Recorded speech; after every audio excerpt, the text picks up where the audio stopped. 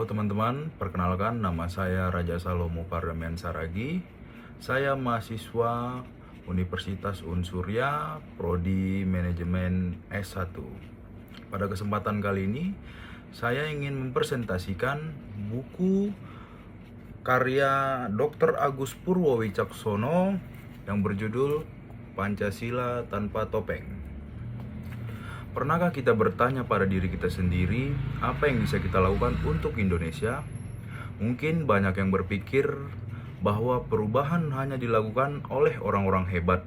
Padahal melalui bab 9 dan 10 pada buku Pancasila ini, kita belajar bahwa perubahan besar justru dimulai dari langkah-langkah kecil dengan penuh kepedulian dan semangat mengamalkan nilai-nilai Pancasila.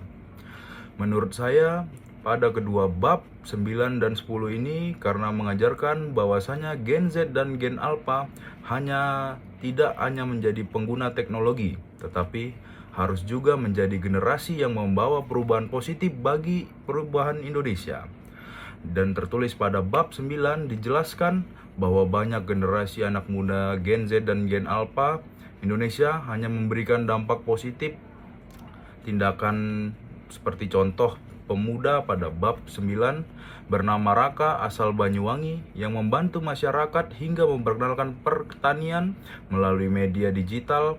Ada juga yang mengajar anak-anak hingga membuat konten edukasi, dan masih ada beberapa contoh lainnya pada buku ini yang memberikan dampak positif pada Gen Z dan Gen Alpha untuk membawa kita belajar bahwa perubahan besar sudah dimulai dari tindakan kecil dan dilakukan dengan konsisten. Pada bab 10 juga tertulis merupakan penutup yang mengajak Gen Z dan Gen Alpha untuk menjadi anak Indonesia. Kita harus mencintai bangsa Indonesia melalui karya-karya dan menjaga nilai-nilai Pancasila, menghargai keberagaman dan terus berkontribusi bagi masyarakat, karena masa depan Indonesia berada di tangan Gen Z dan Gen Alpha yang mau bergerak dan terus berkarya. Pada kesimpulannya, mengapa harus memahami Pancasila apa adanya, jujur tanpa omong kosong?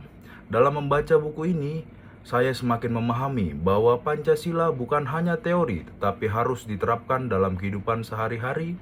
Oleh karena itu, kita perlu membaca buku ini agar memahami nilai-nilai Pancasila secara jujur, apa adanya, dan kemudian mengamalkannya dan melakukannya di kehidupan sehari-hari.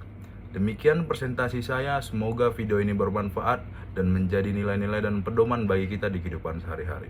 Terima kasih, selamat siang.